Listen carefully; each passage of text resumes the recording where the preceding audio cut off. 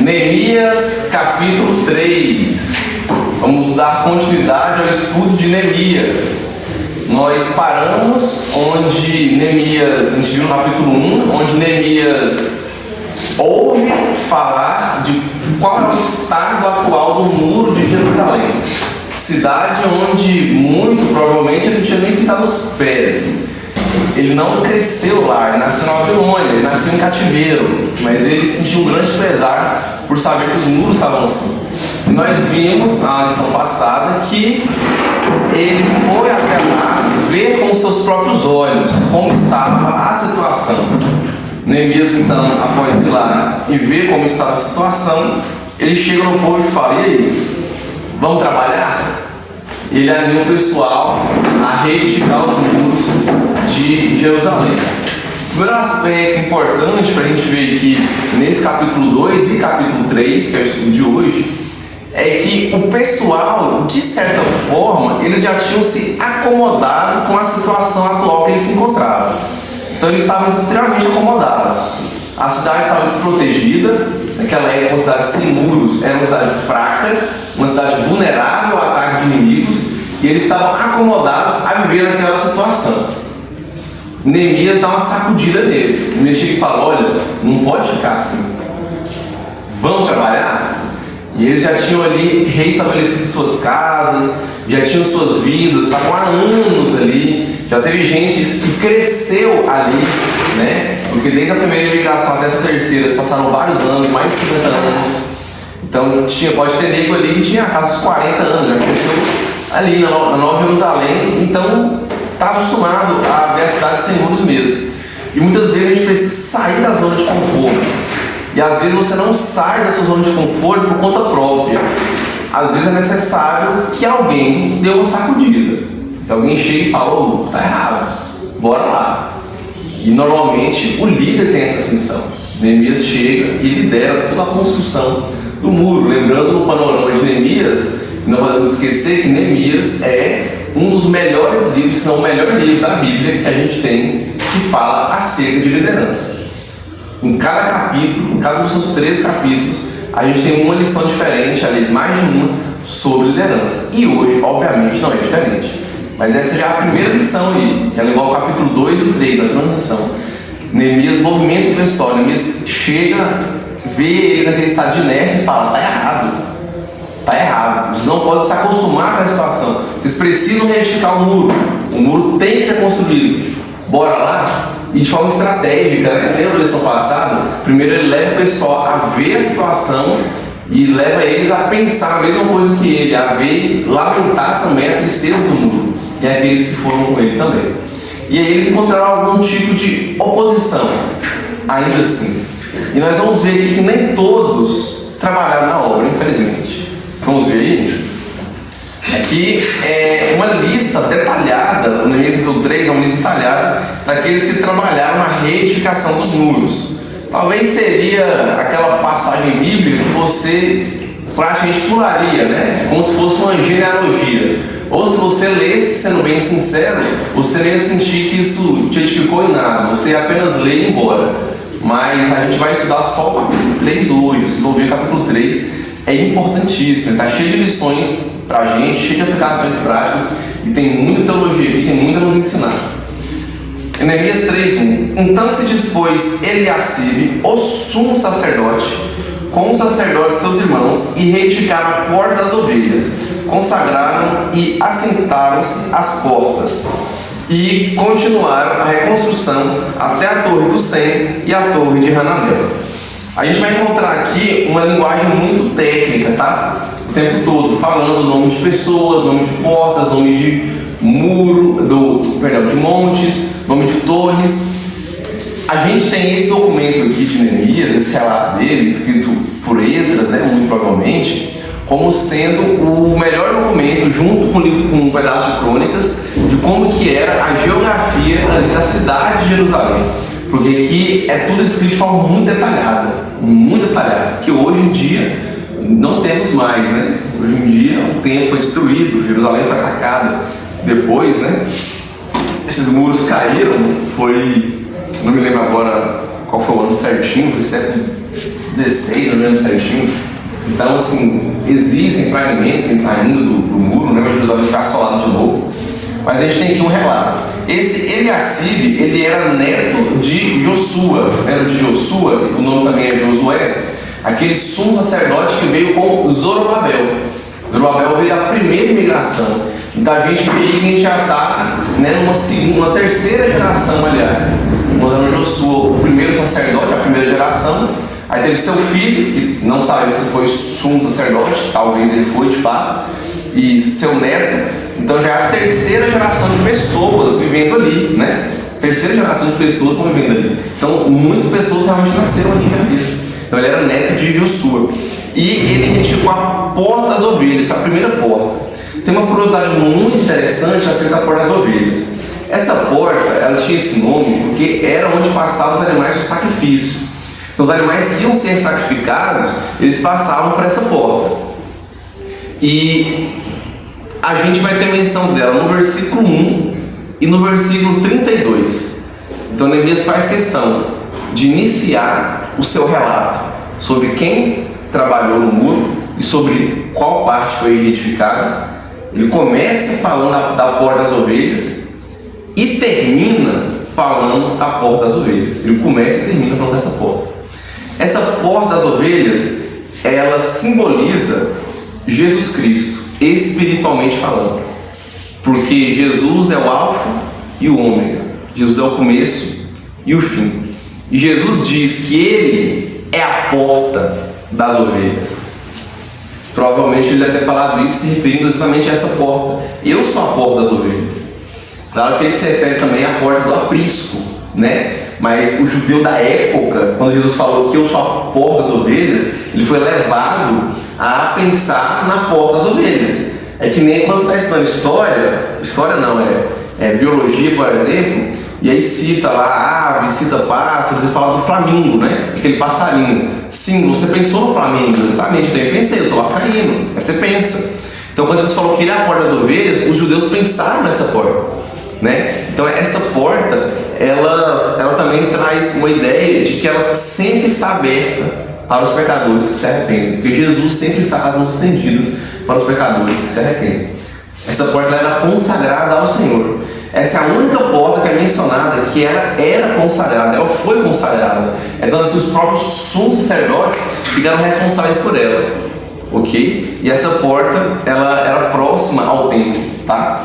Ela era próxima ao templo, os animais passavam ali. Lembrando que a gente está falando do muro em torno de toda a cidade, né? A cidade inteira, não é em torno apenas do templo de Jerusalém. Então tinha um templo, tinha várias casas e um muro em torno da cidade. Outro aspecto importante.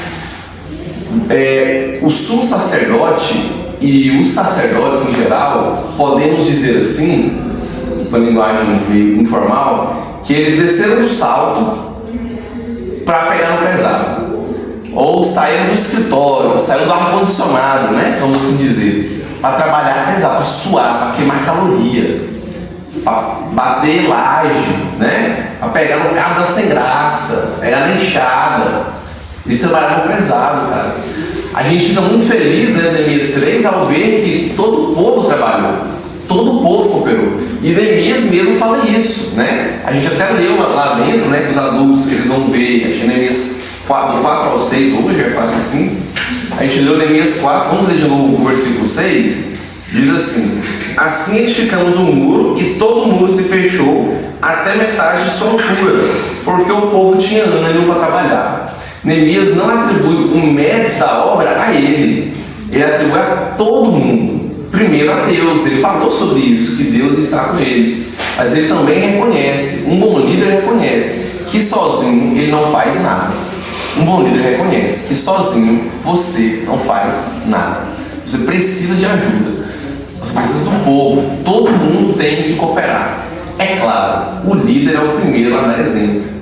O líder tem que ser o primeiro a dar o exemplo. Mas todos precisam cooperar, senão a obra do Senhor não vai andar. E Neemias teve essa ajuda, como ele fala, porque o povo estava todo cooperando, como um só homem, trabalhando na obra do Senhor. Até mesmo o clero, né? Vamos assim dizer. Até mesmo os sacerdotes, até mesmo o sumo sacerdote, eles trabalharam mesmo. Eles trabalharam aqui Não é trabalhar de engenheiro, não. Não é de mestre de obra, não. Não é ficar olhando, não. Não tem gente que gosta de trabalhar assim, né? Gosta só de ver os outros trabalhando, mas eles não. A gente vê que eles trabalharam pesado. Tá? Então isso deixa felizes, né? Porque a gente vê isso. O pastor, né, os líderes, o pessoal de diretoria, eles não são pessoas sobrenaturais que estão em um pedestal. São pessoas para trabalhar também. Todos nós somos. Eles são os primeiros a nos dar o exemplo. Versículo 2. Junto a ele edificaram os homens de Jericó. Também ao seu lado edificou Zacor, filho de Enri. Os filhos de Racená edificaram a porta do peixe, colocaram-lhe as vigas e lhe assentaram as portas com seus ferrolhos e trancas. É interessante que essa palavra ferrolhos e trancas, essas duas palavras, e eu sei que você está pensando naquela música, né? Nosso irmão aí falecido, não há ferrolhos, nem portas. E você entende por que ele cantava assim, ferrolhos e portas. Você nunca soube o que é ferrolhos, você pensou que, sei lá, um ferro, alguma coisa assim. O que eram os ferrolhos? Os ferrolhos eram uma tranca que se colocava na porta para impedir ou ainda, pelo menos, dificultar a entrada pelo lado de fora. Então era uma tranca. Então, ferrolhos e portas. Porque era importante restaurar os ferrolhos e as portas. Porque não adianta nada um muro ser top se a porta é fraquinha, né? E o pessoal pode entrar. Sem contar que tinha torres. A gente já vê que as torres de vigia, o tempo todo, elas são reconstruídas também. Que era onde ficavam as atalaias, né? Os atalaias subiam, ficavam no alto da torre com a trombeta. Se alguém passasse, ele tocava a trombeta e avisava: ô galera, tá chegando inimigo aí. Prepare-se para a guerra. Cinjam os seus lombos, né? Que é o ato de colocar armadura. Então, cinjam os seus lombos, peguem suas armas e se preparem. Então, eles, por 5 vezes, a gente vai ver que os ferrolhos das portas, né, e as trancas, elas são restauradas para dar maior proteção. É interessante aqui que a gente tem mais uma porta citada. São 10 ao todo. 10 portas são citadas. Falta citar uma porta, que é a porta de Efraim, tá bom? Existe uma outra porta chamada de Oriental, que são 2, né? E ela também não é citada. E a porta de Efraim, que dava de frente para a tribo de Efraim, por isso ela leva esse nome, ela não foi citada. Mas temos 10 portas que aqui foram citadas. Essa é a segunda porta que aparece, que é a porta do peixe. Por que ela tinha esse nome? Porque por ali passavam peixes. Ó, peraí, peixe passa em porta? Calma aí. Mercadoria, peixe como mercadoria. Então os mercadores, eles traziam peixes do mar Mediterrâneo e eles passavam por ali. Então essa era uma porta comercial, podemos dizer assim, ok? Então essa porta do peixe tinha essa propriedade. Inclusive ela era uma das principais portas da cidade, tá? Uma das principais portas da cidade. O comércio de peixe era muito forte, né? Jesus encontra uns pescadores ali e chama eles de pesca-homens. Versículo 4. Ao seu lado reparou Meremote, filho de Urias, filho de Cós. Junto deste reparou Mesulão, filho de Berequias, filho de Mejezabel. E a cujo lado reparou Zadok, filho de Baná. Ao lado destes repararam os tecoitas. Os seus nobres, porém, não se sujeitaram ao serviço do Senhor. Tecoa era a cidade de Amós, ok? A gente vê aqui que os tecoitas trabalharam firmes também. E algumas pessoas vieram de longe para trabalhar na obra do Senhor. Isso foi interessante, cara. Essa cidade, Tecoa, ela ficava a 18 quilômetros de Jerusalém. Era longe, cara. Os caras andaram 18 quilômetros, né? Não tinha moto na época, tinha carro, não tinha nem bicicleta. De bicicleta tem gente que caminha em Petrolina, né? É 22 quilômetros e o pessoal vai direto. Agora 18 quilômetros de a pé para trabalhar. Rapaz, às vezes você não quer andar 1,5 km para vir para a igreja trabalhar. Às vezes você não quer sair de sua casa. O pessoal andou 18 quilômetros para trabalhar no Senhor, cara. Eles se deslocaram, eles foram ajudar. Mas esse versículo nos deixa mais alegre, porque já está alegre. Cara, todo mundo trabalhou na obra, né? Até os sumos sacerdotes, né, desceram dos altos em dizer trabalhar na obra do Senhor. Aí a gente vê que os tecoitas, os caras andam 18 quilômetros, veio ajudar também, mas a gente fica triste com esse versículo 5 aí, ó. Porém, alguns dos seus nobres não se sujeitaram ao serviço do seu Senhor. Isso é, alguns nobres não desceram do salto, mantiveram sua pompa. Existem algumas pessoas que se acham superiores às outras, quer seja porque se acham mais inteligentes, ou se acham mais fortes, ou mais ricas, tem status melhor, tem um poder melhor. Isso é muito triste. Você percebe isso pela forma da pessoa se comunicar, pelo comportamento dela, pela postura, às vezes pelo olhar, aquele olhar de superioridade. Isso não é bíblico, irmãos. Somos todos iguais. Somos todos iguais. Na verdade, a Bíblia nos mostra que a chance maior de uma pessoa humilde ser honrada lá no céu, acima do que essa pessoa que tem toda essa pompa dela. Porque essa postura já mostra uma inclinação errada no coração dela. Ser rico não é pecado. O pecado é amor ao dinheiro. O pecado é arrogância. A arrogância é o problema. Então sejam humildes. Todos nós somos iguais. Quem é rico, seja humilde. Quem um dia se tornar, seja humilde. Se você é classe média, seja humilde do mesmo jeito. Se você é pobre, seja humilde de todo jeito. Seja humilde, cara. Humildade. Eles se acharam melhores. O quê? Carregar tijolo? Mexer com essa poeira aí, ó. De moto, não vou não. Eu não. Eu? Fulano de tal? Que dia? Você sabe quem eu sou? Não sei quem você é não, meu filho. Mas eu sei quem Deus é. E eu sei que você é criação de Deus assim como eu. E todos nós temos que trabalhar na obra do Senhor. Então isso nos deixa muito tristes. Tem algumas pessoas que às vezes nem nobres são, né? Elas simplesmente só não gostam de trabalhar mesmo. Porque são preguiçosas. E correm do serviço a todo custo. Ok? Tá ali. Chama ela. Versículo 6. Joiada, filho de Passeia, e Mesulam, filho de Bezodias, repararam a porta velha, e colocaram-lhe as vigas e lhe assentaram as portas com seus ferrolhos e trancas. Segunda menção às palavras ferrolhos e trancas. Ok? Essa aqui é a terceira porta mencionada, a porta velha. E essa porta ela é irônica. Vocês vão entender o porquê. Essa porta velha, ela ficava na região noroeste da cidade. Ok? E essa região noroeste, aí lembra essa voz dos ventos, né? Norte, sul, leste e oeste. Então, noroeste era entre norte e oeste. Nessa região aqui, ela era chamada de a Cidade Nova. E a porta velha dava de frente para a parte da Cidade Nova. Então é muito irônico, né? Porque a cidade, a porta velha, apontava para a Cidade Nova. Então muito irônico essa passagem. E ela nos leva a refletir que muitas coisas novas, elas surgem das coisas velhas. Muitas coisas novas surgem das coisas velhas. E sem as coisas velhas, as novas não podem vir a existir. Porque as novas vêm, no mínimo, para superar uma coisa velha que existe. Então as novidades, né? Salomão já fala que não há nada novo debaixo do sol. Então elas já vêm para superar isso. Ou apenas mais do mesmo de um jeito diferente. Às vezes a novidade é uma coisa velha, mas de um jeito diferente. A própria construção do templo, do muro, era uma coisa nova vindo de uma coisa velha. É interessante que Neemias, ele pede madeira, né? Então lá no capítulo 1, ele pediu madeira, deu permissão para o guarda da floresta do imperador Persa, para ele pegar madeira lá para a construção do templo. A gente viu que ele usou essa madeira, né? Com vigas, né? E tal. Porém, ele não pede pedras, por exemplo. Acredita-se que ele reuniu isso em meio aos escombros mesmo.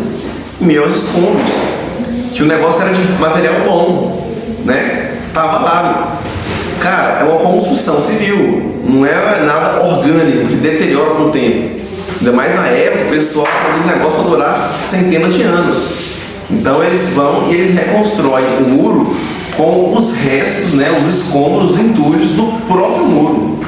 Então eles estão pegando as coisas velhas e fazendo um muro novo. Isso nos traz uma reflexão belíssima, irmãos. Muitas vezes nós somos quebrados e a gente acha que não há mais solução. Mas Deus nos traz de volta. E Ele nos coloca de pé mais uma vez. Nos levanta em meio às cinzas, em meio aos escombros, em meio ao entulho que está na nossa vida. Deus nos levanta. Versículo 7. Junto deles, esse que eu acabei de ler, né? Eu li o 6 e... Eu li o 7 mesmo. É o 7 mesmo? Junto deles trabalharam Melatias, Gibeonita, e Jadom, Meronita, homens de Gibeão de Mispa, que pertenciam ao domínio do governador de além do Eufrates. Então a gente vê aqui que um pessoal atravessou o rio para trabalhar na obra do Senhor. Atravessaram o rio, cara. Notem não só os nomes, mas de onde eles vêm. São vários povos diferentes, famílias diferentes, pessoas de várias regiões vindo para trabalhar na obra do Senhor, cara. Incrível isso. Enquanto isso, outros ficaram com preguiça. 8. Ao seu lado reparou Uziel, filho de Araías, um dos ouvires, junto a ele Ananias, um dos perfumistas, e restauraram Jerusalém até o muro largo. A gente vê também, né, quando fala no versículo 7, do domínio do governador, são as sápatas, né, as sapatrias. Os sápatas eram os governadores das regiões, porque eles dividiam por regiões, fica mais fácil para ter o controle, porque é muita gente, você não consegue ter o controle de tudo. Aí tinha os sátrapas, certo? Os governadores do país. Hoje o Brasil tem os governadores, né? Por região, certo? Que nas regiões tem os prefeitos da cidade ainda, e aí vai subindo na hierarquia, ok? No versículo 8, a gente vê um cara que era perfumista, mano. Cara, o cara que é perfumista, o cara manja muito de perfume, de cheiro. Então, pronto, ele é um cara bem vestido, é um cara cheiroso, é um cara de boa aparência, é um cara que anda bem, é um cara que não costuma se sujar facilmente, né? Que quando ele se suja, ele sai com um cheiro diferente, que ele mexe com perfume, com coletar flores, coletar os insumos para poder estar mexendo com isso. E esse cara pegou no pesado, meu amigo. Estava todo sujo de lama, de terra, de pó e de argila, ele não estava nem aí. Até um perfumista pegou no pesado. Olha para você ver, toda a classe social aqui, independentemente da profissão, o pessoal pegou no pesado, não teve frescura disso não, amigo. Ó, vamos que vamos para cima, vamos trabalhar. Versículo 9. Junto a estes trabalhou Refaías, filho de Hur, maioral da metade de Jerusalém. Ao seu lado reparou Gedaías, filho de Harumaf, defronte da sua casa, e o seu lado reparou Ratuz, filho de Razabinéias. A outra parte reparou Malquias, filho de Harim, e Hassub, filho de Paate-Moabe, como também a Torre dos Fornos. Ao lado dele reparou Salum, filho de Haloé, maioral da outra meia parte de Jerusalém, ele e suas filhas.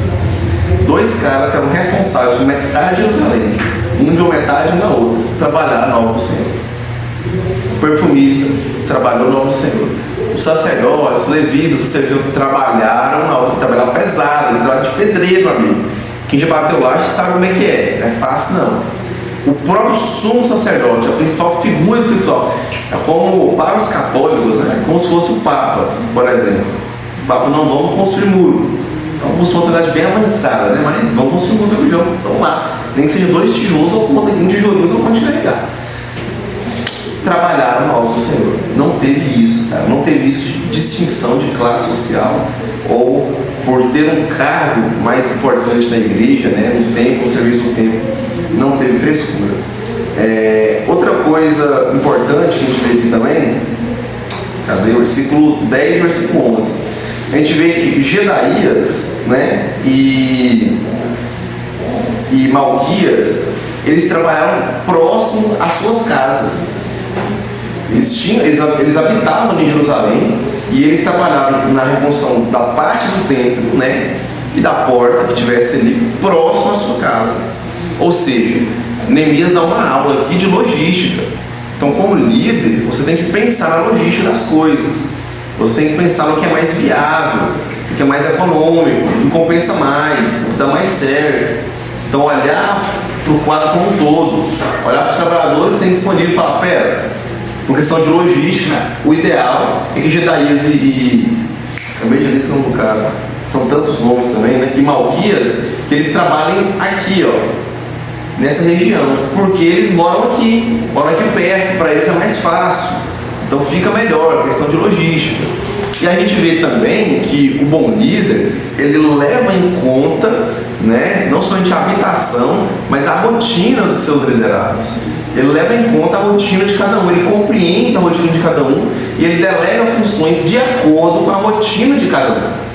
Então não vai entregar ali uma função pro cara que o cara não vai desempenhar bem, não adianta, porque ele tem essa possibilidade, ok? Não tem como. Então levar em conta a rotina, onde cada um mora, as questões de logística, é extremamente importante para um líder que planeja bem e que desempenha uma boa liderança. Versículo 13: a porta do vale reparou a Hanum e os moradores de Zanoa, edificaram-lhe e assentaram as portas com seus ferrolhos e trancas, e ainda 1000 côvados de muralha até a porta do monturo. Essa porta do monturo, ela é citada junto com a porta do vale. Nós vamos ler sobre ela em breve, ok? São portas importantes, tá bom, meninos? Essas duas portas, elas davam de frente para o Vale de Rinom. O que era o Vale de Rinom? O Vale de Rinom foi o local profanado pelo rei de Israel, Zedequias, me esqueci o nome agora do rei. Teve um rei que ele profanou esse local, e teve um outro rei, esse é famoso, não tem nem como esquecer o nome, se eu quisesse, o rei Manassés, né? A gente estudou ainda o pastor Orlando, o povo Manassés no passado, na época dessa, né? Os reis de Israel, inclusive. Aí ele foi passando rapidão sobre cada um, e Manassés ele gastou um tempinho a mais, porque esse Manassés era diferente. Esse cara, ele ofereceu bebês como sacrifícios a Deus Moloque, né? Que era um deus que tinha a figura de um touro. Ali, naquele vale, o Vale de Rinom. Nos dias de Jesus, quando Jesus vem, que é 450 anos mais ou menos após esse episódio aqui, Jesus usa o Vale de Rinom como alusão ao inferno. Mas por quê? Jesus diz lá, ali, ó, o inferno vai ser como o Vale de Rinom, onde o verme nunca morre e o fogo nunca se apaga. O Vale de Rinom era um lixo, era um lixão gigante do povo de Israel. Era um lugar profanado, e deixavam para lá. Eles começaram a jogar todo tipo de porqueira que vocês imaginarem, todo tipo de tranqueira estava lá, todo tipo de lixo estava lá. Então, tanto lixos orgânicos que iam se deteriorar com o tempo, né, quanto madeiras que não foram utilizadas, e até mesmo corpos, tanto de animais mortos quanto de pessoas mortas. Por isso Jesus fala, onde o verme nunca morre, porque sempre tem um animal ou até mesmo uma pessoa nova ali, com o corpo deteriorando, e o verme está ali para comer, essa parte orgânica. E o fogo nunca se apaga, porque era tanto lixo, e o povo tacava fogo, né, para acabar com o lixo, era tanto lixo, dava essa impressão, né, alguns vão falar que literalmente o fogo nunca se apagava, eu acho meio difícil, mas enfim, no mínimo, né, dava essa impressão de que o fogo sempre estava aceso naquele grande lixão que era o Vale de Rinom.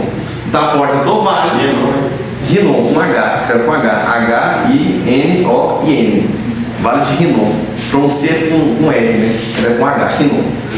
O vale, então a porta do vale, ela dava de frente para o Vale do Rinom, ok? E ela ficava próxima à porta do monturo, né? Que é a porta que a gente vai falar em breve. Está no versículo 14, ela já é mencionada. Olha o versículo 14. A porta do monturo reparou Malquias, filho de Recabe, maioral do distrito de Bet-Raquerem. Ele edificou e lhe assentou as portas com seus ferrolhos e trancas. É a quarta menção já aos ferrolhos e às trancas. E nós vimos aí o que? A porta das ovelhas, do peixe, do vale, não, porta velha, do vale e a porta do monturo, né? Já a quinta porta, metade das portas. Então essa porta do monturo, ela ficava no extremo sul de Jerusalém, lá no extremo sul mesmo, né?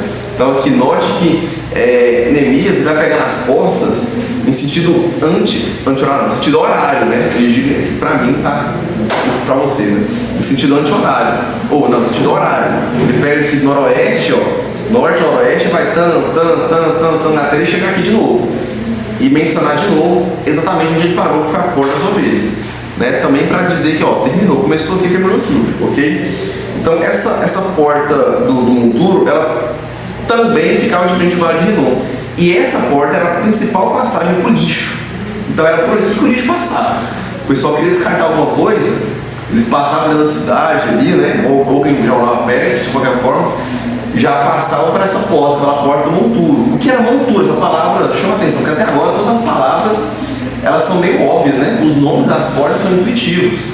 Eles foram bem selecionados. A bola de ping-pong, menino pratinho, jogando no telhado, eu trouxe outro aqui. Daquelas que quando eu Zuído doou pra gente. Dá uma cerda aqui. Deu bom. Tá, então, a porta das ovelhas passava o sacrifício. A ovelha era um animal bem sacrificado na época. Porta do peixe, porque mercadoria de peixe passa lá, beleza. Porta velha, que é a Velocidade Nova. Porta do vale, de frente pro vale. Porque é porta do monturo. O que era monturo? A gente vê na Bíblia que essa palavra aparece várias vezes. Mas aparece somente em contexto de punição. Como assim? O cara fala, o rei dá uma ordem. Se você não obedecer, você vai morrer. E vão fazer a sua casa de monturo. Isso é, um monte de lixo. Um monte de escombros que não servem para nada. Monturo é lixo. É lixo. A gente vê que em Josué capítulo 7, o pecado de Acã, que Acã e sua família foram mortos, sua casa foi feita de monturo, sua casa foi destruída, dizimada. Então a porta do monturo é a porta do lixo, vamos dizer, a porta que o pessoal passava com lixo para descartar ali no vale de Renon, né? Onde Jesus chegar e falar, tem tanto lixo aqui que o fogo nunca para. Pois é, inferno é desse jeito, lá o fogo nunca para. Mas tem pessoas que querem dizer que o inferno não é eterno, né? Isso não faz nenhum sentido. Quando você lê a Bíblia, minimamente você percebe que o inferno ele é eterno, né? Quer você goste ou não, o inferno será eterno. E aí daqueles que estiverem lá, quanto menos melhor. Mas tem uma terceira porta agora, uma porta muito interessante. Que a gente vai agora, a gente pegou aqui noroeste, pega a parte sul, a gente vai pegar aqui indo para a parte sudeste, né? Então vamos pegar o sudeste em direção a leste. A gente vai chegar nas partes onde tem águas. Essa parte é muito boa. Vamos lá, versículo 15. Falando em água, estou com sede, se puder pegar um copo de água lá, agradeço. A porta da fonte reparou a Salom, filho de Col-Rosé, maioral do distrito de Mispa. Ele edificou e a cobriu. Ele assentou as portas com seus ferrolhos e trancas, e ainda o muro do açude de Selá, junto ao jardim do rei, até aos degraus que descem da cidade de Davi. A cidade de Davi é uma referência a Jerusalém, né, gente? Jerusalém é a cidade de Davi, a cidade que Davi escolheu para ser o centro religioso, né, onde as pessoas iriam se reunir e estar ali com Cristo, né, ou na presença de Deus, né? Jesus Cristo tinha sido revelado ainda, perdão, mas estar ali na presença de Deus, onde Deus habitava, né, de forma literal, aquela presença física e marcante de Deus no Santo dos Santos, né, no santuário. E a cidade de Davi estava sendo edificada com seus muros e até mesmo os açudes, né? Porque a água é uma parte importante, então até mesmo ele teve esse cuidado de reparar os açudes. A gente vê aqui outra característica de um bom líder. O bom líder delega funções bem. Muito obrigado, Marco Aurélio. Obrigado.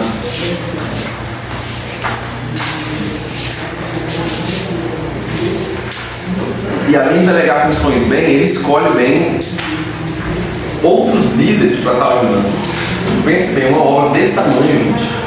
A gente tem 38 nomes mencionados aqui, 42 famílias ao todo mencionadas.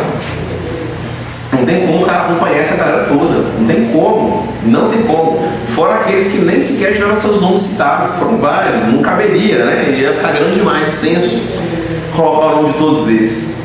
Então não daria. Então, cara, ele precisava de outras pessoas para ajudar ele, não somente um serviço braçal pesado. O líder precisa de outros líderes. O líder precisa de alguém que lidere um pequeno grupo, alguém que lidere um pedaço, de repartir o povo.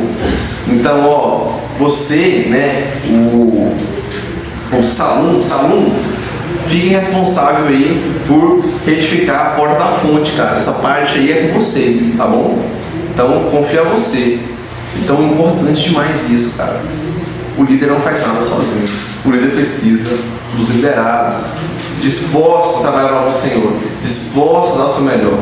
E o líder precisa de outros líderes que também estejam ali liderando pequenos grupos de pessoas. Precisamos um dos outros, quer sendo o líder principal, ou um dos líderes, né? Ou um liderado. Todos nós, de alguma forma, passamos por esses 3 estágios em algum momento da nossa vida, né? Liderados, todos seremos de qualquer forma.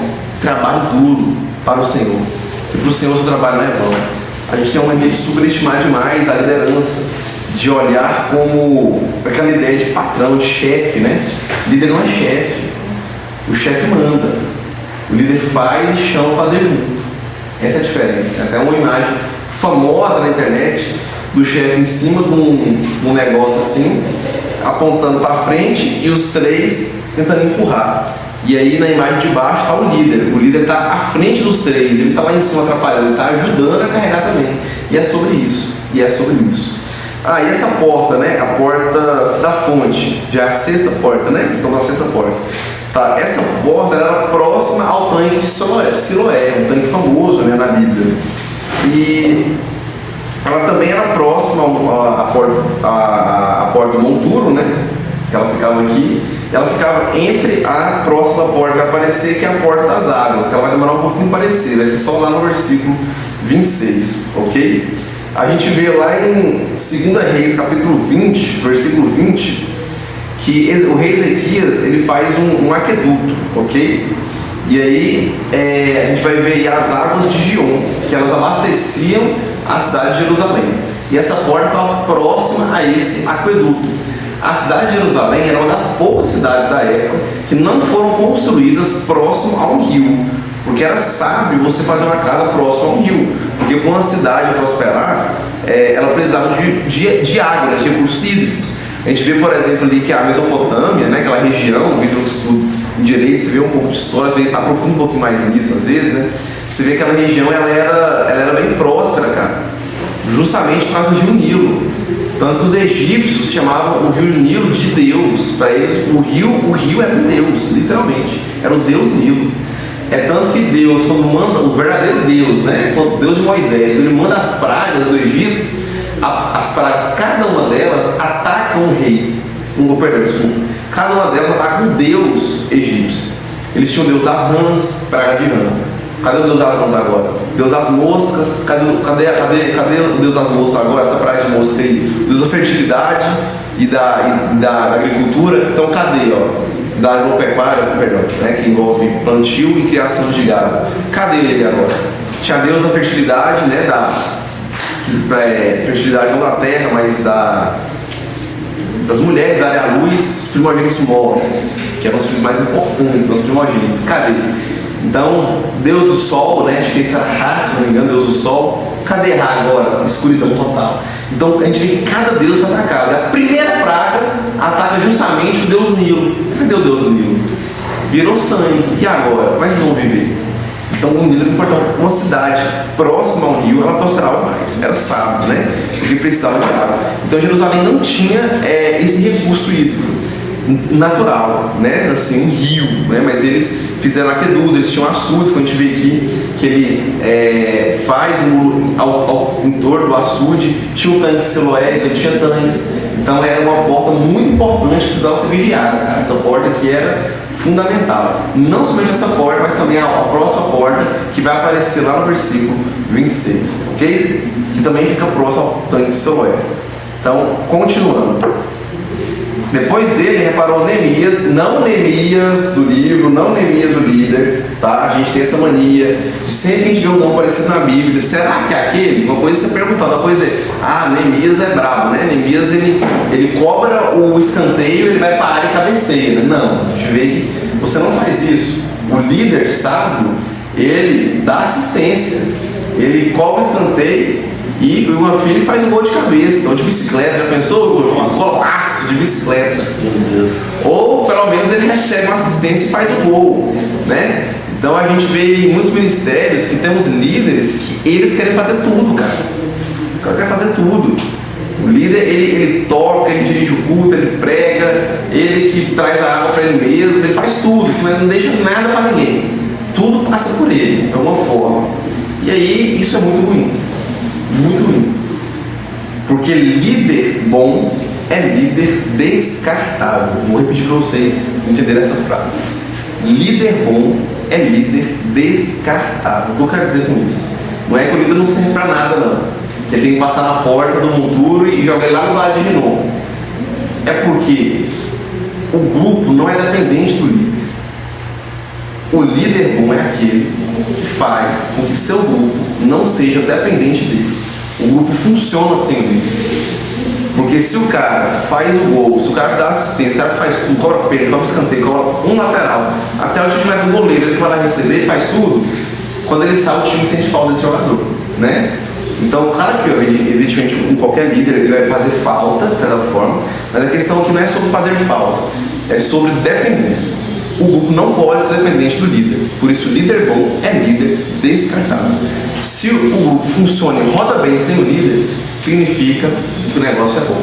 Essa obra rodaria bem sem Neemias. Neemias chegou, liderou o processo de construção, encorajamento do povo, colocou o povo na obra, engajou, delegou, você faz isso, aquilo, vem cá, você chegou agora, então ajuda naquele pessoal ali que tem menos pessoas nessa região, então que está precisando mais, então um grupo vai para cá, outra família vem para cá, você mora aqui, então é melhor para você, então as duas famílias estão aqui próximas, essas duas portas, essa parte do muro, fiquem aí, reconstruam aí, bora trabalhar. Mas chegou um certo momento na obra que se Neemias saísse, ou se ele morresse, né, ou se ele tivesse que ir com urgência ir para outro lugar, a obra continuaria. Líder bom é líder descartável. É líder que prepara outros líderes, que não cometem o erro de Josué, que não preparou o sucessor. É líder que capacita as pessoas, prepara elas para a sua ausência, que delega funções, de modo que cada um coopere de alguma forma para o serviço da obra do Senhor, de modo que a obra não pare apenas porque o líder não está. Então aqui não é Neemias, tá? Que é comum desses nomes bíblicos repetidos, né? O tempo todo. Assim como a gente tem vários Joãos, nessa igreja tem muitos Vítors, né? Nossa. Tem até Rian Vitor, tá? O Rian chama Vitor também, porque é um composto, é Rian Vitor. Então dá pra chamar o Rian só de Vitor, né? Então a gente tem muitos Vítors. Aqui é o Caleb, é Joclédson Caleb, é um composto, né? Não é composto, é o Webster. A gente chama só de Webster, está errado.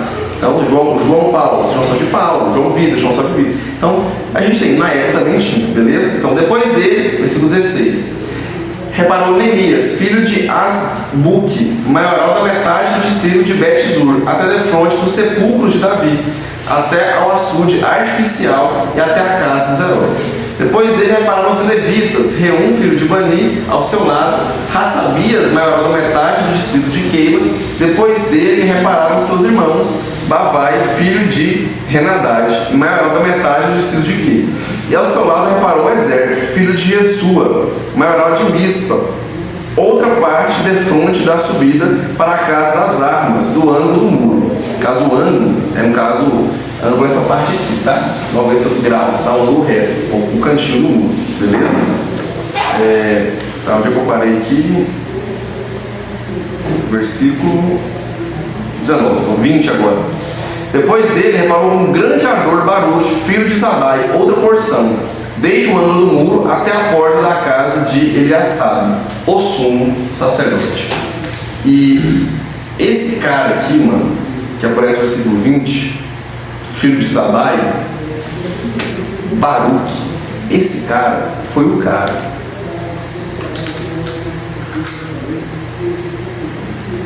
a gente acompanha a obra, a gente vê que infelizmente algumas pessoas não ajudaram na obra, nem todos trabalharam na obra, mas a gente vê que muitos trabalharam na obra, inclusive aqui mencionou os levitas, o texto que a gente lê agora, né? A gente vê que alguns trabalham mais que outros, querendo ou não, e a gente vê que dentre esses que trabalham uns mais que outros, a gente tem um Baruque da vida, cara. Baruque é destaque. Eu não sei se você já ouviu falar de Baruque. Não, pois deveria. Pois é um erro nosso não falar de Baruque. Baruque é um exemplo. Baruque é o único dos 38, de todos, centenas de trabalhadores mencionados, milhares. 38 foram listados, 42 famílias.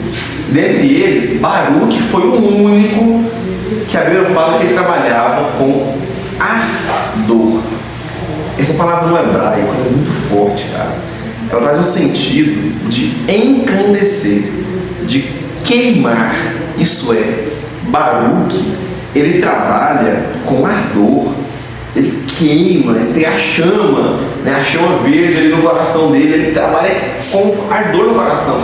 O coração dele queima para falar de Cristo, o coração dele queima para trabalhar para o Senhor, queima para estar aqui em culto, queima para estar em EBD, queima para ler a Bíblia, para ler a Escritura, queima para ajudar o irmão que está precisando de ajuda. Seu coração queima como o de Baruque? O coração de Baruque queimava para carregar tijolo. Ele estava feliz com a obra. Baruque provavelmente era aquela pessoa que animava o ambiente ao redor dele. Ele não somente trabalhava, mas ele incentivava os outros a trabalhar. Tem gente que não é assim, que às vezes ela não precisa falar nada, mas ela trabalha tanto que ela nos constrange a querer trabalhar melhor. Tem pessoas que são assim, tem uma conduta e um comportamento tão excelente, tão admirável e exemplar, que você só de observar, você fica constrangido a copiar o que a pessoa faz. Se a pessoa falar para você, você descobre que ela passa pelo menos 3 ou 4 horas do dia dela orando, não precisa falar mais nada, cara. Às vezes nem a pessoa te falou, outra pessoa te falou isso. Você, caraca, mano. Cara, o Ítalo é um monte de oração, então fica 3, 4 horas por dia orando. Eu tô orando pouco, cara. Eu preciso ser como o Ítalo, mano. Eu preciso orar mais, pelo menos meia horinha, 1 hora por dia ali. Vou pegar firme aqui, né? Então, vídeo de oração. Então, Baruque era esse cara que constrangia os outros a trabalhar mais. Baruque trabalhava com ardor. Nós nunca podemos perder esse ardor, esse encandecer, esse queimar o coração, né? Que o Espírito Santo traz pra gente, que é a garra, a vontade de trabalhar com o Senhor. A gente não pode perder esse afinco, essa vontade de estar no culto de jovens, de estar na EBD, de estar no culto à noite, de estar junto, né? Essa vontade de fazer alguma coisa, cara, de não ficar só parado. Muitas vezes a gente fica sendo apenas cristãos de banco, né? Sentados na cadeira, e a gente não faz muito pela igreja. A gente só vem, consome o culto e vai embora. E não faz mais nada do lado de fora do templo também. A obra do Senhor acontece ao redor do templo e acontece fora do templo. Lembrando que é a construção do muro em redor da cidade. E uma parte do muro ficava próximo ao templo, a outra não. A outra não ficava. A maior parte, aliás, não ficava. Então a gente trabalha no templo e trabalhamos também fora do templo. A maior parte do tempo a gente trabalha lá fora, né? Então esse ardor de pregar a palavra do Senhor para os outros, de pregar na igreja também, de preparar uma lição de escola bíblica, cara. Esse ardor, esse fogo, essa vontade, essa gana, essa vontade de estudar mais para Deus, de aprender mais. A gente não pode perder esse ardor. Baruque é um grande exemplo para nós. Que trabalhador exemplar foi Baruque. Versículo 21. Depois dele reparou Merimote, filho de Urias, filho de Cós, outra porção, desde a porta da casa de Elisib até a extremidade da casa de Eliacib. Depois dele repararam os sacerdotes que haviam na campina. Depois repararam Benjamim e Rassub defronte de sua casa. Depois deles reparou Azarias, filho de Maazéias, filho de Ananias, junto à sua casa. Então a gente vê aí mais uma. Cadê o Caleb fez a chamada? A gente vê mais uma vez aí trabalhadores que trabalharam próximos à sua casa. Questão de logística, ok? Mas ele fez. Eu falo para ele levar lá, quando ele voltar. Tudo bem. Então, eles foram para as suas casas. E vale ressaltar também o trabalho dos levitas e sacerdotes, né? Hoje em dia, o pastor Guilherme até mencionou isso ontem no curso que ele estava dando sobre liturgia, muito bom. Hoje em dia, o termo levita vem sendo utilizado de forma muito errada, né? Ele até falou, não, a gente tem que se acostumar com os termos bíblicos, né? Está falando sobre o termo liturgia, para a gente não usar os termos em contexto errado. Como, por exemplo, tem gente que fala que quem é do louvor é levita. E, cara, dói o coração você ver a pessoa posta lá assim: sou levita do Senhor. Por quê? Tá tocando uma guitarra, né? Tocando um violãozinho, tá no teclado. Ó, sou levita do Senhor. Isso é o louvo ao Senhor. Cara, não. Os levitas serviam ao Senhor. Os levitas não é quem toca. Tinha os músicos, inclusive, do templo. Tinha os músicos do templo. Levita não é músico. Então é errado, é teologicamente errado você falar isso, falar que você é um levita. Primeiro que você não é da tribo de Levi. Porque o levita ele tinha que nascer da tribo de Levi, da descendência de Levi. Então era algo de família. Você não se tornava um levita, você nascia levita. Ou você era levita, ou você não era levita. E você tinha a obrigação, por nascer dessa família, por ser um levita do Senhor, de verdade, de servir no templo. O levita servia no templo. E fora do templo também.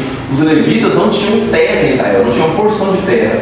Todas as tribos tinham terra, os levitas não, porque os levitas estavam espalhados por toda Israel. Em cada lugar tinha um levita.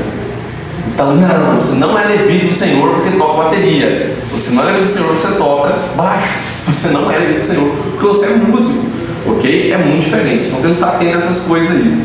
Eu tenho dó dessas pessoas que às vezes elas não sabem disso, né? Falta de conhecimento mesmo. Então, fica assim, julgando, né? Fico indignado com quem não corrige, com quem sabe e não corrige, né? Porque aí já é o problema. Continuando a leitura, então, versículo 24. Depois dele reparou Binui, filho de Henadade, outra porção, desde a casa de Azarias até o ângulo e até a esquina, ok? Vamos fazer uma leitura alternada, amigos? Mas vamos só até... eu quero uma pessoa só, mas só uma pessoa só, não, 3 pessoas. Um leu 25, um leu 26, outro leu 27, por favor. Pode começar. Rabal, filho de Uzai, reparou defronte do ângulo e da torre que sai da casa real superior, que está junto ao pátio no cárcere. Depois dele, reparou Pedaias, filho de Paros.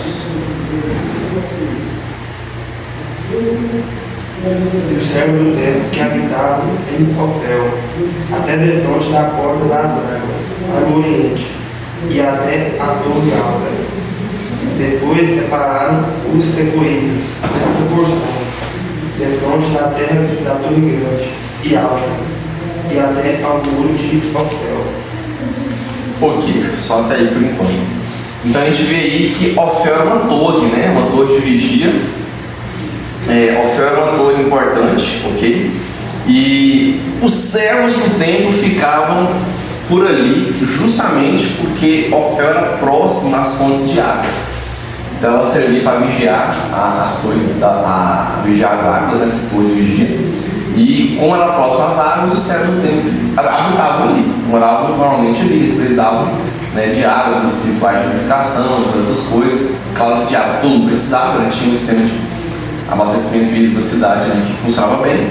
E a gente vê a menção da sétima porta, sétima, oitava, sétima. Da sétima porta, são 10 ao todo, vocês vão ver que são 10, enfim. Que é a porta das águas, né? Essa torre de Ofel ficava de frente à porta das águas e para o oriente. E tinha outra torre, ela ficava entre 2 torres, cara.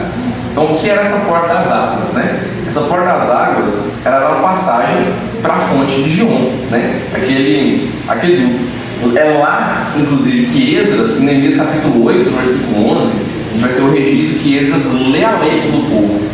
Então, Esdras e Neemias fazem uma espécie de conferência bíblica. Então, Esdras vai ler ali a Bíblia, né, que é a Torá para eles, e vai ler a lei de Deus. Então, ele lê de frente a essa porta, né?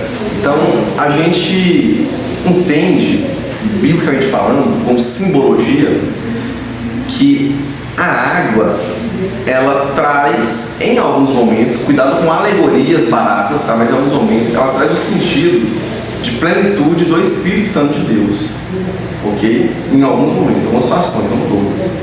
Enquanto o se purificar com a água, se lavar com a água, né? Ela traz essa ideia de palavra de Deus, que a palavra de Deus ela nos purifica, nos limpa, nos confronta, ela tira de nós aquela sujeira, aquela imundície. E eu quero retornar agora, né, para as portas do vale e do monturo.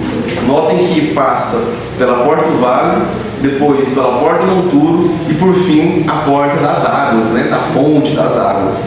E aí tem um comentário muito bom de Wayne Wisby, e ele traz a seguinte analogia, ele fala o seguinte: a porta do monturo, ela nos lembra, a porta do vale, ela nos lembra as dificuldades da vida. E todos nós, de certa forma, precisamos passar pelo vale, que é o quê? Dificuldades da vida, humilhação, sofrimento. A gente precisa passar por isso, cara, infelizmente. Não vamos buscar isso não, obviamente. Isso já vai chegar na sua vida, relaxa. Só não sofreu ainda quem não viveu bastante. Então, quanto mais tempo de vida, mais sofrimento você terá. Não tem jeito, você vai sofrer, meu amigo. A vida é dura, não é fácil. Mas é em meio ao sofrimento que a gente melhora. Hein? Depois a noticidinha, galera, ela veio aqui buscar. Ela chamar. Então, em meio às dificuldades você melhora. Paulo estava sofrendo muito com um espinho na carne. Que a gente não sabe o que é. A gente tem deduções, nós não sabemos o que é. ele fala: Senhor, tira esse espinho da carne, eu quero que esse sofrimento acabe. Deus fala: a minha graça te basta, o meu poder se aperfeiçoa na fraqueza. Eu mesmo passei por vales que, se eu não tivesse passado, eu não teria me aperfeiçoado em Cristo, eu não teria melhorado. E hoje, com essa maturidade espiritual, eu agradeço a Deus por ter passado por isso. Outros eu busquei com as minhas próprias mãos, eu não precisava ter passado por isso. Então, mas eu extraio aprendizado deles também. E agradeço a Deus, porque o poder de Deus na minha vida se aperfeiçoou em meio a essas fraquezas. Então, a gente tem que aproveitar as oportunidades da vida, dos sofrimentos, dos vales, e nos humilhar diante de Deus. Uma das respostas àquela pergunta teológica: por que Deus permite sofrimentos? Deus é bom, Deus é amor. Não vou entrar nisso aqui, que isso aqui é algo longo, mas um dos aspectos é: porque você precisa sofrer, a culpa é sua. Porque você fica arrogante, fica orgulhoso, você se esquece que existe um Deus, e quando você passa o sofrimento, Deus é a primeira pessoa que você lembra. Você já vai orar, já quer vir à igreja, volta, se ajoelha no chão, se rende. Então é uma postura humilde diante de Deus, não é uma postura arrogante. Às vezes a pessoa pergunta com humildade: por que Deus permite sofrimento? Mas na maioria das vezes não é assim que acontece. Mas mais de 90% das vezes que alguém me perguntou acerca de por que Deus permite sofrimento, foi com ar de arrogância, cara. Foi tipo assim: por que Deus deixa acontecer isso? Por que tem crianças passando fome? Por que bebês recém-nascidos abandonados? Por que tem pais e mães que matam seus filhos e filhos que matam pais? Não faz sentido. Mas se Deus é tão bom, é um ar de arrogância, questionando Deus. Então passar pelo vale te faz humilde. E aí note que a passagem pelo vale depois vem pela passagem pela porta do monturo, onde era a porta do lixo. E aí, continuando a analogia de Wayne Wisby, ele fala o seguinte: que nós precisamos remover as imundícies da nossa vida, para que elas não apodreçam em nós, para que elas não nos prejudiquem. Uma cidade saudável é uma cidade que faz o bom descarte do seu lixo. Um cristão saudável faz o bom descarte do lixo da sua vida. Ele descarta, joga fora. Ele excreta, ele joga pra lá, tchau. Então a gente passa pelo vale, a gente é humilhado. E minha humilhação, o poder de Deus se aperfeiçoa. E a gente reflete em que está nos atrapalhando. Quais são os lixos da sua vida? Quais são os lixos que você tem que tirar hoje e tem que excretar pela porta do monturo, e tem que jogar para ser queimado? E após passar pelo vale, após jogar o lixo fora, chega finalmente na porta das águas, a porta das fontes, as duas portas, a plenitude do Espírito Santo e na palavra de Deus. E você fica centrado. E a plenitude do Espírito traz isso, nos limpa, nos purifica. A gente excretou tudo para fora. Mas às vezes quando a gente coloca para fora alguns hábitos, alguns vícios, algumas atitudes, algumas pessoas, alguns ambientes, algumas coisas que não convêm, ainda fica resquícios. E o Espírito Santo que nos lava por completo.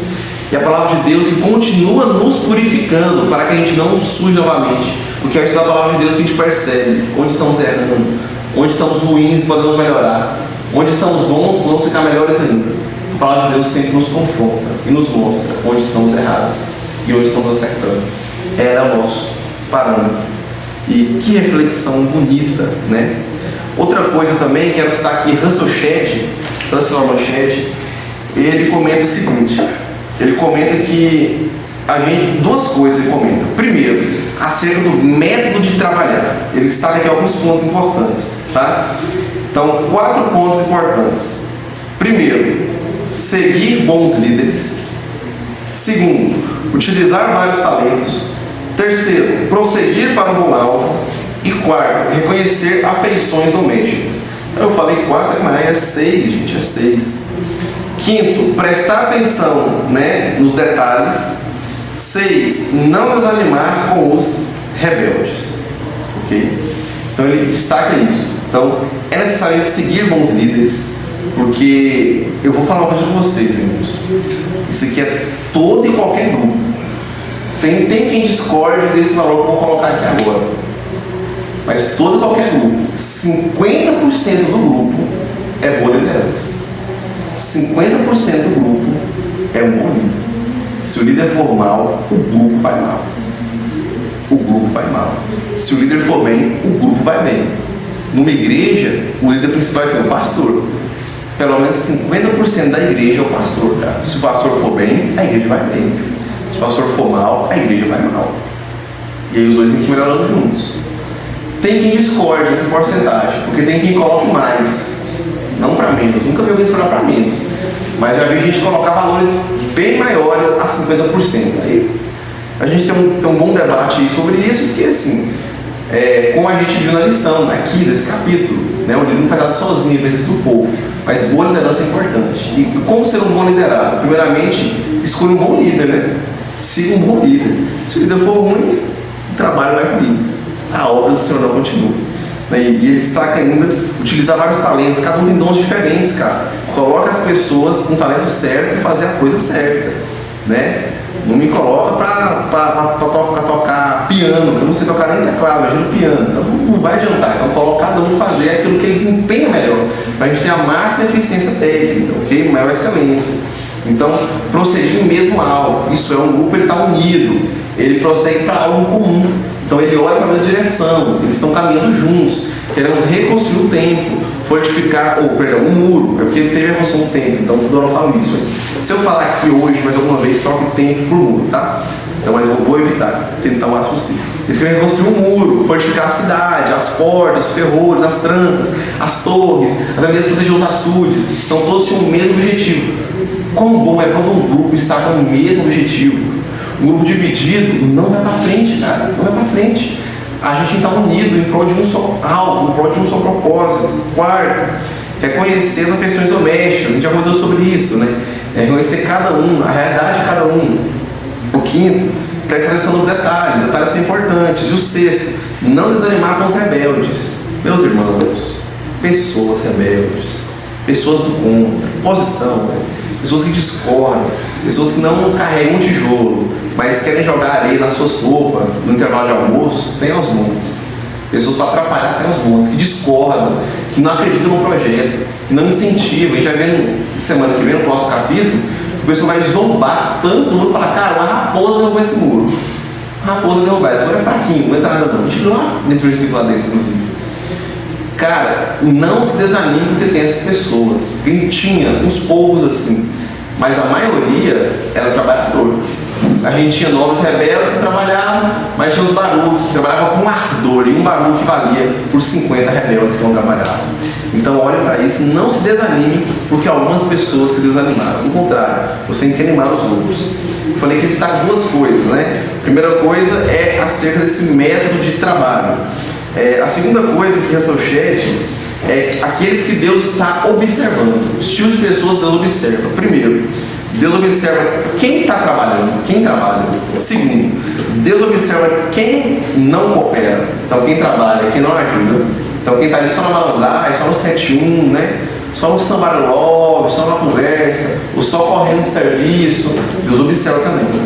Terceiro, o espírito de cada um. Então, Deus observa o espírito de cada pessoa. Se seu espírito é um espírito que trabalha com zelo, é um espírito que trabalha com ardor, ou se é um espírito preguiçoso, que fez fabricação, que faz apenas preocupado com a imagem das pessoas de você, apenas preocupado com aquilo que as pessoas pensam de você, ou se você trabalha de fato para o Senhor, não para os homens. Não se esqueça, o nosso trabalho sempre é para Deus, não para os homens. E por fim, Russell Shedd faz um aparato de tudo que esse capítulo tem a nos ensinar, né? Ele fala que ele nos ensina a nos dar a devida honra e os feitos para cada um, né? Com esses nomes que foram aqui guardados. Ele fala que a cidade de Deus tem participação de todos, não, todo mundo contribui para o Senhor, todo mundo participa, certo? E também que os líderes religiosos devem ser sempre os heróis e os inspiradores em qualquer obra valiosa a ser construída. Que bênção de Deus esse comentário. Nosso servo Russell Shedd, já falecido Russell Shedd, mas ele contribuiu tanto, né? Tem vários vídeos aí na Rota 66 com o Saião. Tem essa Bíblia de Estudo comentada que eu sugiro que você compre. Você que quer iniciar a sua jornada com Bíblia de Estudo, a primeira Bíblia de Estudo que você deve adquirir é a Bíblia de Shedd, porque ela é uma linguagem simples, tranquila de entender, ela tem uma profundidade teológica também, traz algumas palavras às vezes no grego, no hebraico ali, né? Na medida do possível. Se você quiser aprofundar, tem que buscar mais, mas ela é uma Bíblia boa, cara, muito boa, inclusive. Então a gente tem que refletir nisso. A obra do Senhor é para todos, é para todos. Precisamos de líderes encorajadores, pessoas que vão colocar o povo para trabalhar, cara. Vamos terminar a leitura aí, 28 a 32. Para cima da porta dos cavalos, separaram os sacerdotes, cada um defronte a sua casa. Depois deles, Adobe, filho de Imir, de fronte à sua casa. E depois deles, Semaías, filho de Secanias, guarda da porta oriental. Depois dele, reparou Ananias, filho de Semalias, e Hanum, o sexto filho de Zalaf, outra porção.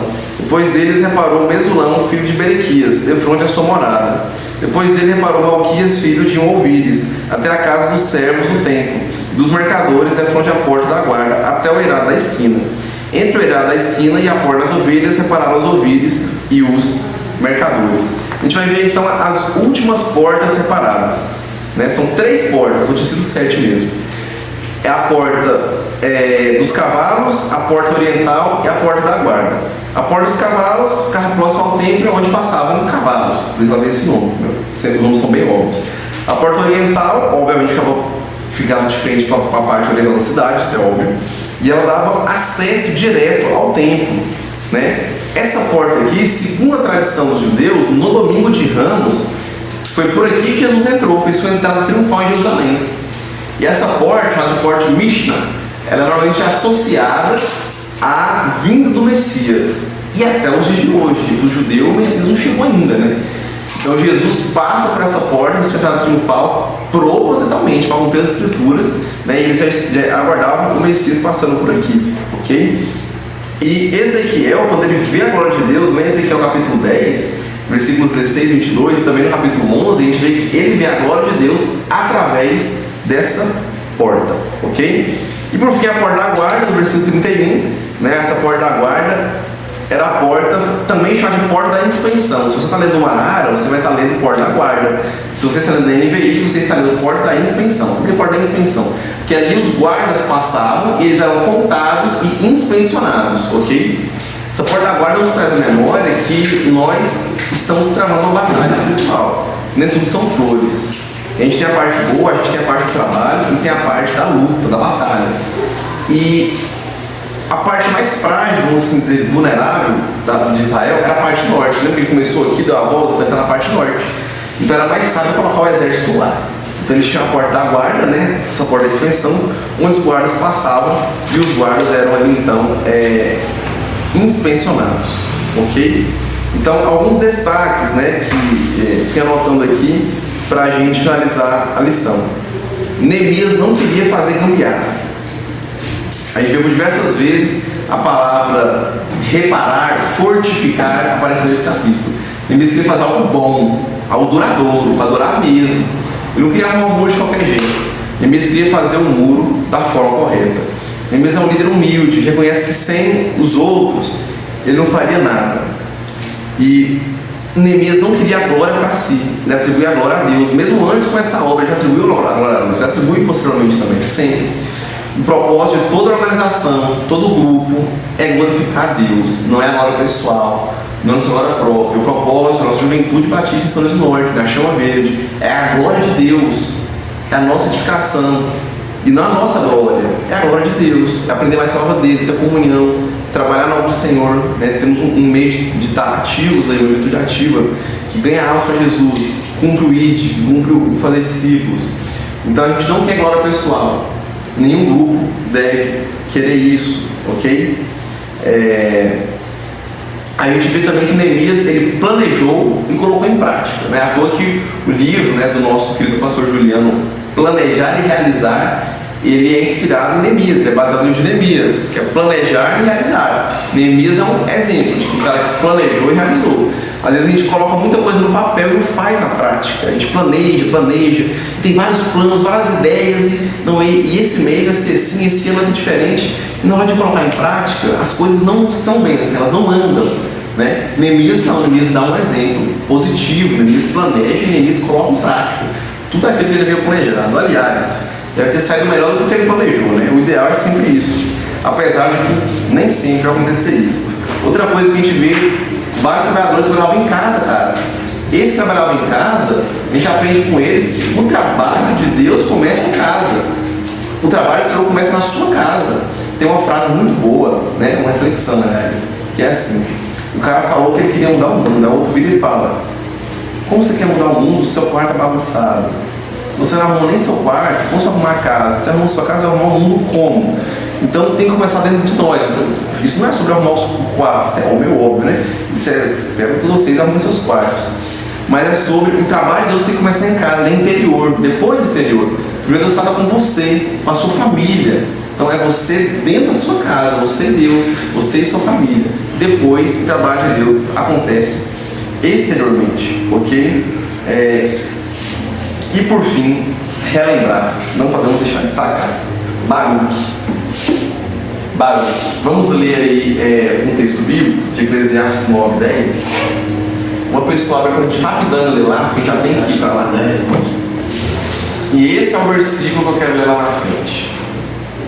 Não sei se vocês têm alguma outra sugestão aí também, mas esse aqui é bonito, cara. Que ele trabalhava com grande ardor. Eclesiastes capítulo 9, versículo 10. Quem vai ler pra gente? Tá bom, eu tô passando aqui. Eclesiastes o quê? 9 e 10. Leve de uma fora, ele que achar, o filho pode achar ele. O que as suas mãos tiverem que fazer, o que eu faço com toda força, foi na sepultura para onde você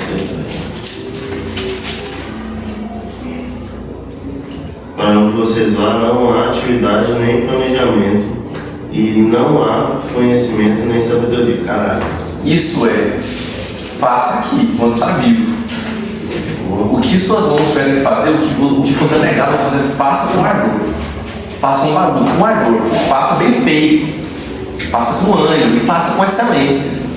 Que seja algo mais complexo, né, Vitor? Como, por exemplo, preparar uma aula de EBD, né? Requer tempo, dedicação. Faça com zelo, com ardor, com cuidado. Ou quer seja buscar uma água, espalhar cadeiras antes de começar a aula. Faça com zelo. Quer seja, né, meu filho, passar o slide da igreja ali, cuidar da mídia durante o culto. Faça com ardor. Ou quer seja ainda, né, Caleb, tocar bateria. Faça com ardor. Aquilo que cair nas suas mãos para fazer, faça com ardor. Porque é para o Senhor que estamos fazendo. Amém? Amém.